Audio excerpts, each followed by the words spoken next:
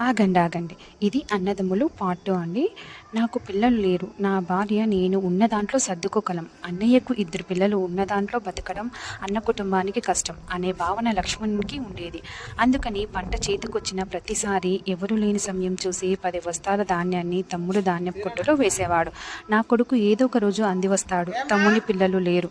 వారికి వయసు పెరిగే కొద్దీ బతుకు భారమవుతుంది అని ఆలోచించేవాడు రాముడు. అంతేకాదు, పంట చేతికి రాగానే తమ్మునికి తెలియకుండా అతని ధాన్యపు రాశిలో 10 బస్తాల ధాన్యాలు వేసేవాడు. ఇలా ఒకరికొకరు తెలియకుండా ఎదుటివారి ధాన్యపు కొట్టులో ధాన్యం వేయడం ఎన్నో ఏళ్ల పాటు కొనసాగింది. ఒకసారి అన్నదమ్ములిద్దరూ ఒకరి ధాన్యపు కొట్టులో మరొకరు ధాన్యం వేయటానికి వెళ్తూ ఎదురుపడ్డాడు. కొన్నేళ్లుగా జరుగుతున్న ఈ విషయం ఇద్దరు తెలుసుకుని ఆశ్చర్యపోయారు. ఎంతో ఆనందించారు. వారి ప్రేమానురాగాలు ఊరంతా మెచ్చుకుందన్నమాట. మీకు ఈ స్టోరీ నచ్చిందా? ఖచ్చితంగా లైక్ చేయండి. అలాగే ప్లీజ్ సబ్స్క్రైబ్ చేసుకోండి. మరికొంత చూడటానికి వినటానికి హెల్ప్ అవుతుంది. ప్లీజ్